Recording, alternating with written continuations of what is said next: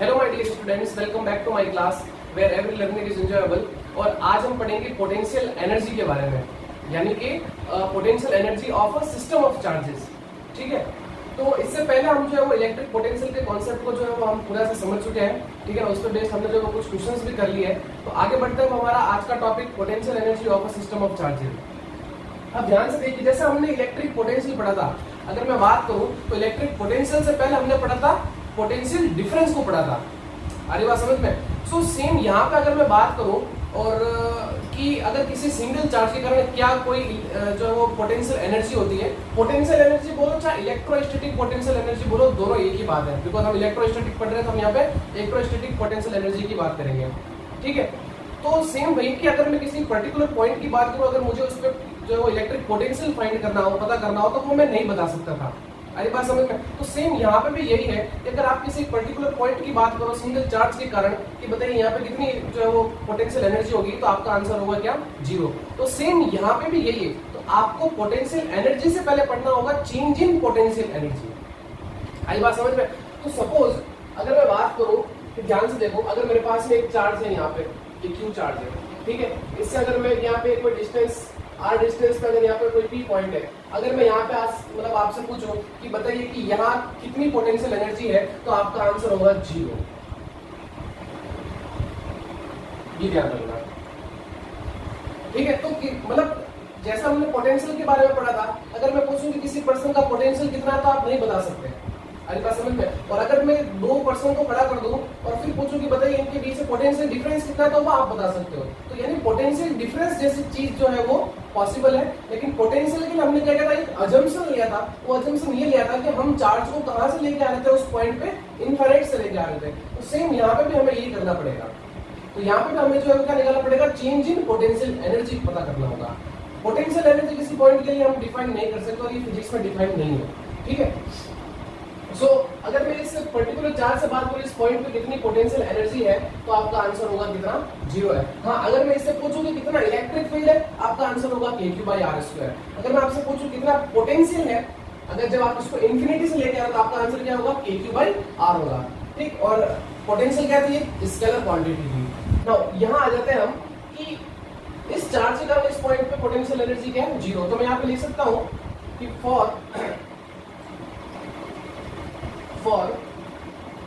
a single charge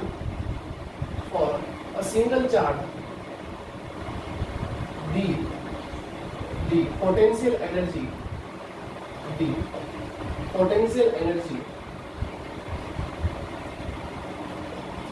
is not defined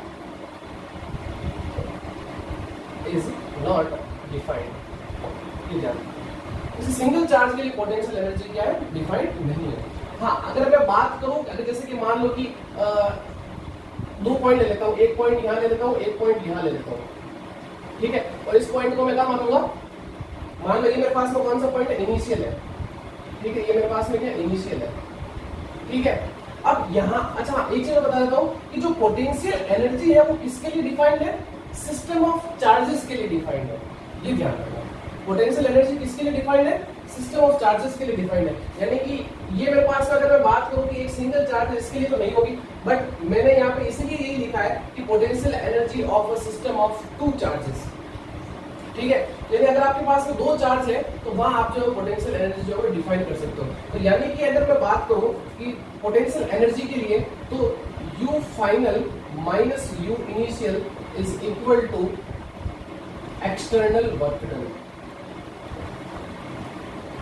done by external agent, ऐसा बोल सकते हैं। यानी कि चेंज इन पोटेंशियल एनर्जी ये डिफाइंड है। ठीक है, नाउ अब बात करें कि अगर मुझे है ना किसी पॉइंट पे अगर पोटेंशियल एनर्जी पता करनी हो, तो मुझे जो है वो इनिशियल जो पॉइंट है उसको कहां रखना पड़ेगा?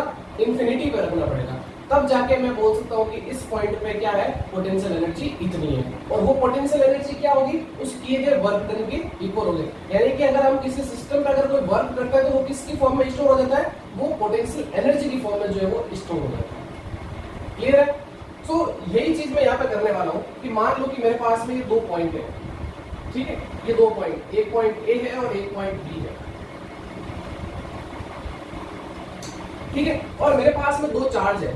है ना, एक चार्ज यहाँ रखा है, एक चार्ज यहाँ रखा है, ये चार्ज मेरे पास में Q1 है, ये चार्ज मेरे पास में Q2। ठीक है, अब मुझे क्या करना है, इनको एक एक करके एक पॉइंट पे लेके आना। ठीक है ना, एक बार मतलब इस Q1 को जो है मैं कहाँ पे लेके आऊंगा, A पे, और Q2 को कहाँ पे लेके आऊंगा, B पे। तो यानी कि ये चार्ज, इस चार्ज को तो मैं लेके आऊंगा यहाँ इस पॉइंट पे, ये Q1, और इस चार्ज को मैं लेके आऊंगा कहाँ, यहाँ Q2 पे। ठीक है, और इन दोनों को जो है वो कितनी डिस्टेंस पर रख दूंगा, एक R डिस्टेंस पर रख दूंगा। क्या करूं, एक R डिस्टेंस पर रख दूं। तो जो इन दोनों को लाने के लिए जो मुझे वर्क करना पड़ेगा, वो वर्क क्या होगा, एक पोटेंशियल एनर्जी की फॉर्म में जो है वो स्टोर हो जाएगा। तो ध्यान से सुनो, सबसे पहले मैं क्या कर रहा हूं, इस Q1 चार्ज को मैं यहां पे लेके आ रहा हूं, तो मुझे कुछ वर्क करना पड़ेगा। अब देखो वो वर्क होगा क्या, कितना होगा, सपोज, अच्छा पहले आपको ये तो पता है ना वर्क क्या होता है, वर्क डन, जैसा आपने उस डेफिनेशन से पढ़ा है ना, W/Q, पोटेंशियल इक्वल टू ना चेंज इन पोटेंशियल, ऐसे बोलते हैं ना इसको, डेल्टा V। अगर मैं इसको डेल्टा V को V final minus V initial लिखूं, अगर किसी पॉइंट पे, अगर मुझे किसी पॉइंट पर अगर पोटेंशियल निकालना हो, VA इसका से लिखूं V final minus V initial, तो V इनिशियल तो क्या आ जाएगा मेरे पास में, इनफाइनाइट, बिकॉज़ ये इनफाइनाइट है, ये कहां पर रखे, इन्फिनिटी पर रखे, ये ध्यान रखना। तो ये तो क्या हो जाएगा मेरे पास में, जीरो हो जाएगा। किसी पॉइंट पे अगर मुझे पोटेंशियल पता करना हो, तो पोटेंशियल के लिए तो फॉर्मूला होता है V = W/Q, और अगर मुझे उस पे कितना वर्क करना पड़ा तो वो क्या होगा मेरे पास में, W = Q × V। यही होगा। तो ध्यान से सुनो, अगर जब मैं इस Q1 चार्ज को यहाँ पे लेके आऊंगा तो मुझे कितना वर्क करना पड़ा, मुझे कोई वर्क नहीं करना पड़ा, वर्क होगा जीरो। देखो कैसे, इस पॉइंट पे पहले कुछ था क्या, मतलब कि अगर मैं इलेक्ट्रिक फील्ड की बात करूं, कुछ भी नहीं थी, बिकॉज जस्ट मेरे पास में दो पॉइंट है, Q1 और Q2 यहाँ रखे थे। जब मैं Q1 को यहाँ इस पोजीशन पे लेके आ रहा हूँ तो यहाँ क्या कोई इलेक्ट्रिक फील्ड थी, नहीं।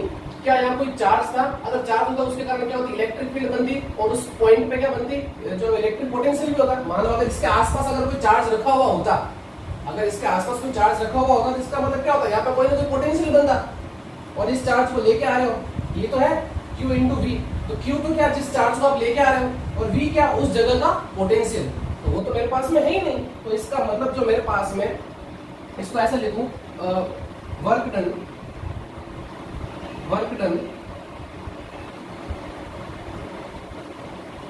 To bringing a charge Q1 at point A, तो देखो क्या होगा, W = पोटेंशियल, या इसको ऐसा लिखो, Q1 × पोटेंशियल एट A। तो पहले मुझे बताओ क्या कोई A पॉइंट पे कोई पोटेंशियल था क्या, नहीं था। तो इसका मतलब ये क्या हो जाएगा मेरे पास में, जीरो, यानी W = Q1 × 0। तो मुझे कोई वर्क नहीं करना पड़ा, इसको मैं W1 दे देता हूँ। क्लियर, इसको मैंने क्या किया, W1 वर्क दे दिया। तो फर्स्ट चार्ज को लाने के लिए मुझे कोई वर्क नहीं करना पड़ा। अब जब मैं सेकंड चार्ज को लेके आऊंगा तो मुझे वर्क करना पड़ेगा। क्यों, क्योंकि जब मैं इस पॉइंट पे लेके आऊंगा तो देखो ये चार्ज क्या करेगा, इसको रिपेल करेगा, बिकॉज इसमें क्या करेगा, एक इलेक्ट्रोस्टैटिक फोर्स लगाएगा। अगर क्योंकि जब ये इस पे इलेक्ट्रोस्टैटिक फोर्स लगाएगा, बट हम क्या कर रहे हैं, इसको इसके अगेंस्ट इसको लेके आ रहे हैं, बिकॉज फोर्स इस डायरेक्शन में लग रहा है, और हम क्या इसको इसके अगेंस्ट फोर्स के अगेंस्ट लेके आ रहे हैं। तो हमें कुछ ना कुछ तो वर्क करना पड़ेगा, बिकॉज ये इसको आने थोड़ी देगा। हम ये मान के चल रहे दोनों क्या है, पॉजिटिव चार्ज। तो जब ये आएगा तो इसको आने थोड़ी देगा, ये इसमें क्या लगाएगा, एक फोर्स लगाएगा। बट हम क्या करेंगे, उतने ही अमाउंट का क्या करेंगे, हम वर्क डन लगाएंगे इसके जस्ट अगेंस्ट। तो देखिए अब यहाँ पे वही वर्क लिखता हूँ, work done to bringing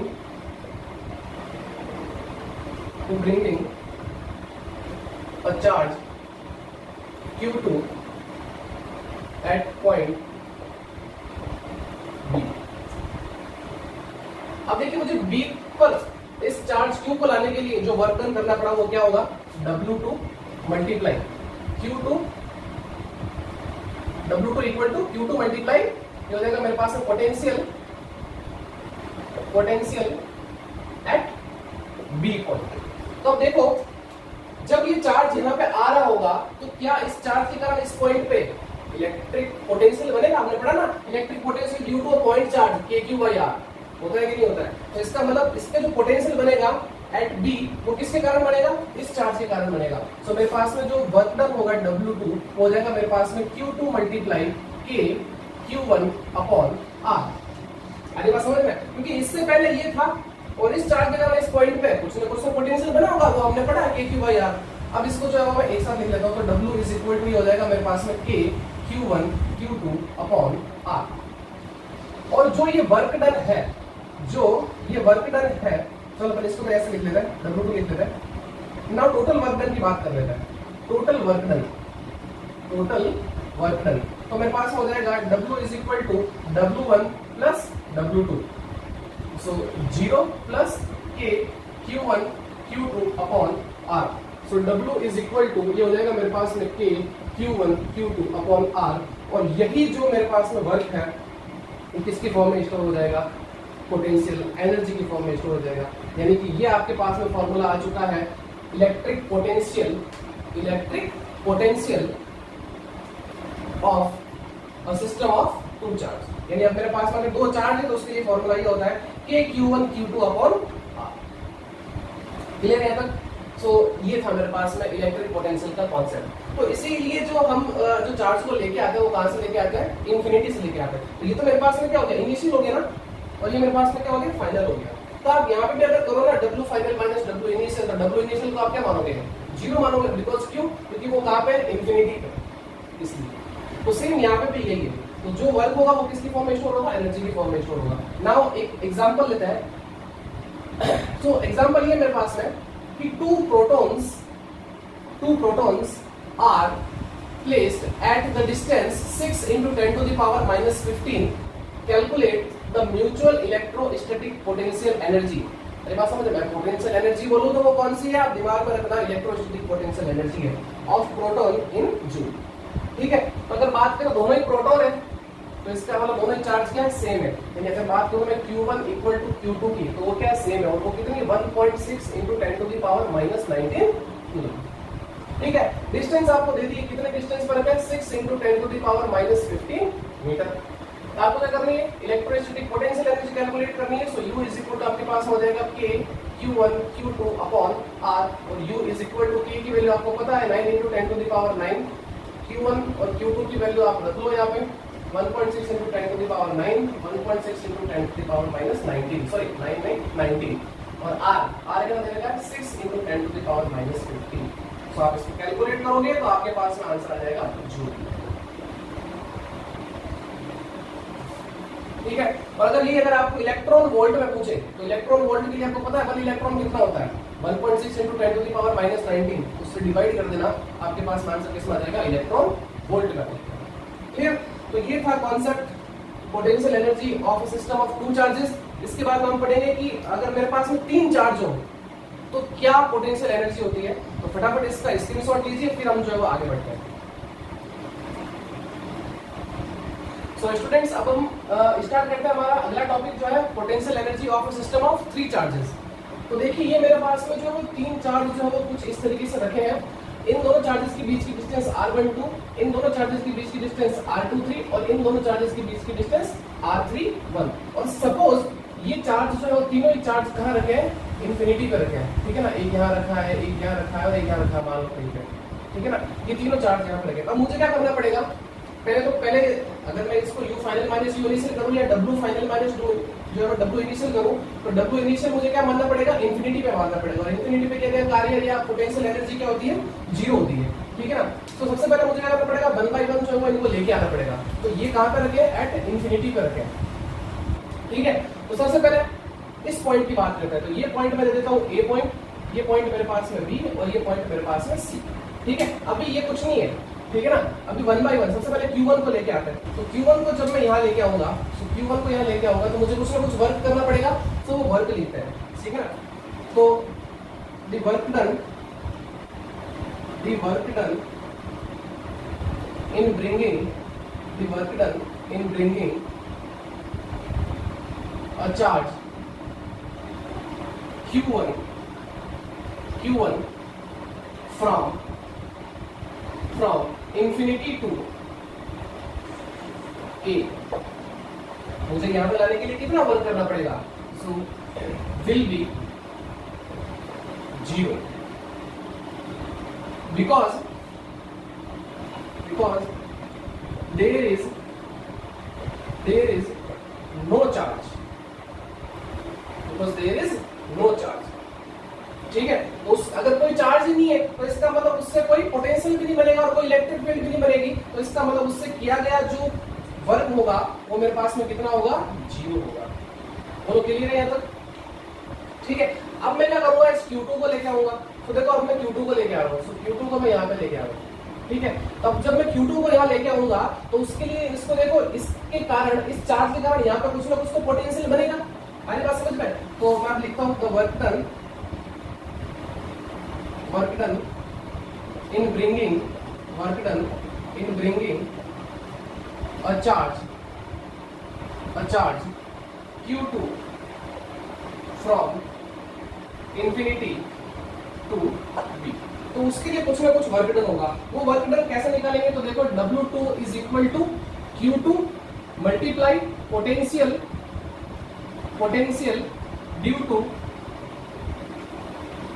charge Q1, या पोटेंशियल एट बी ऐसे भी बोल सकते हैं ना, Q1 एट बी।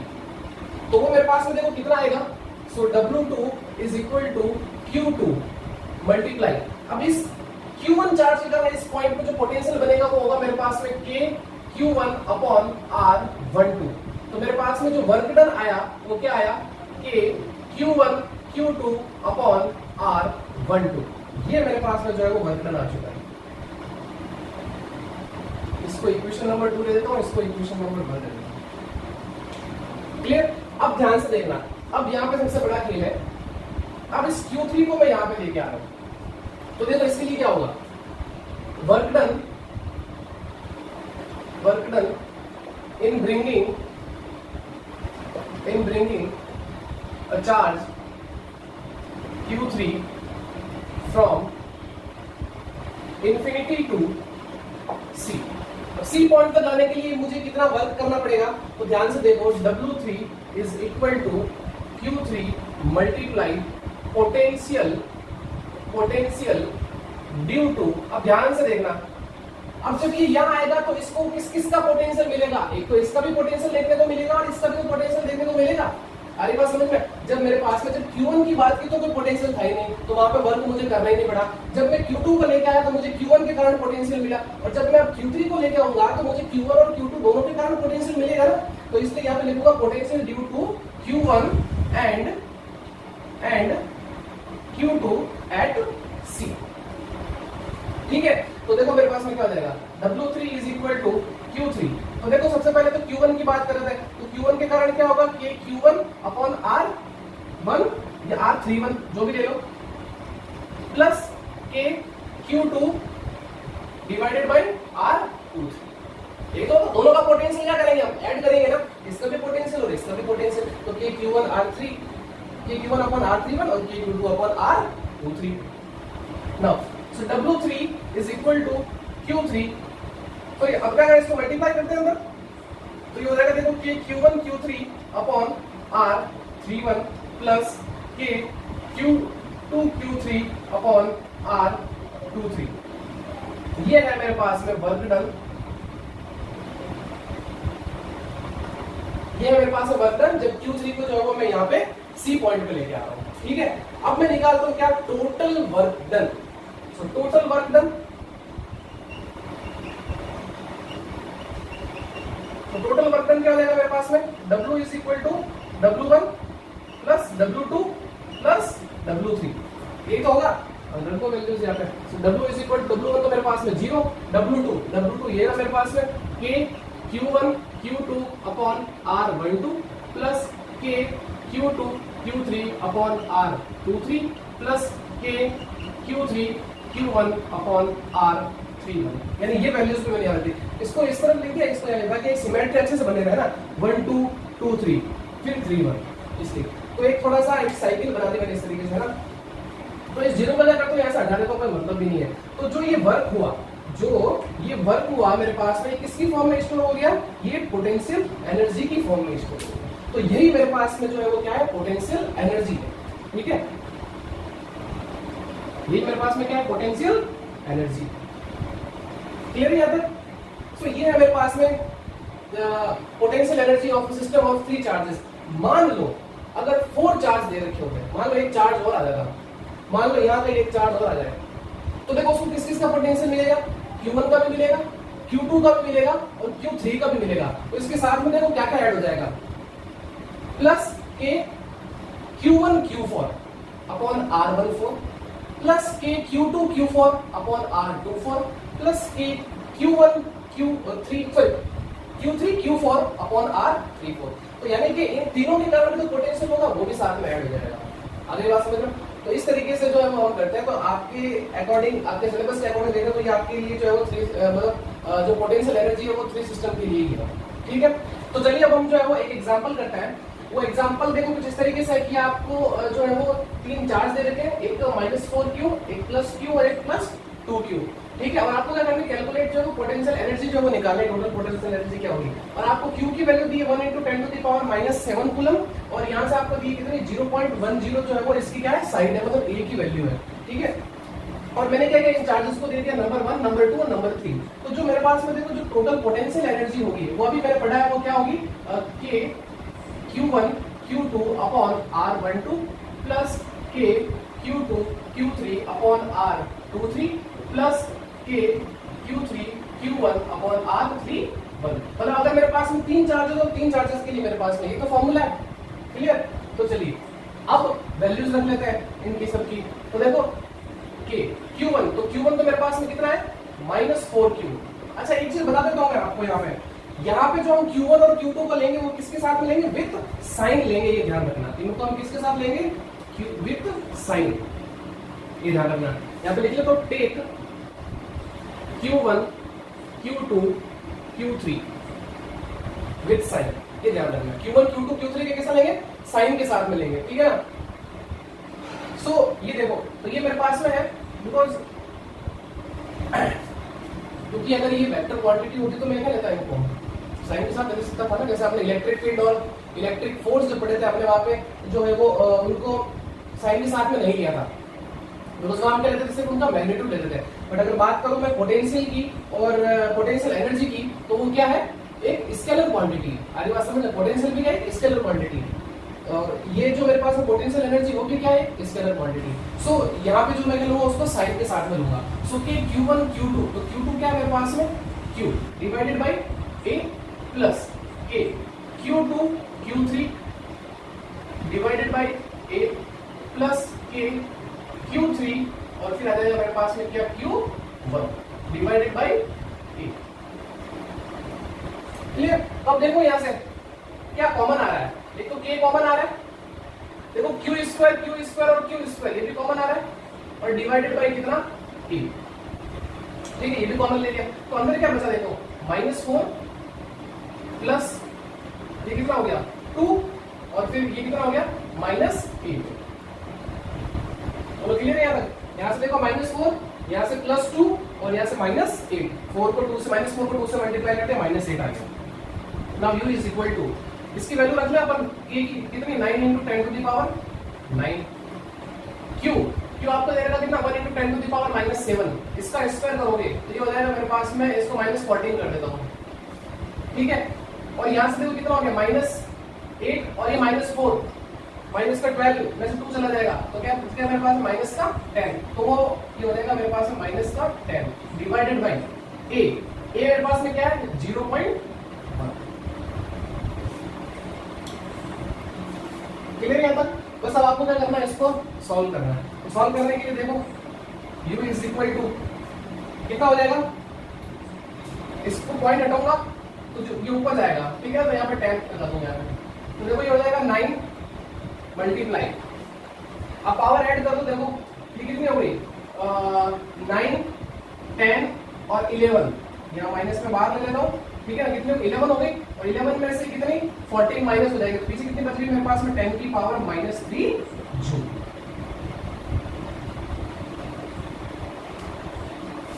ये मेरे पास आंसर है।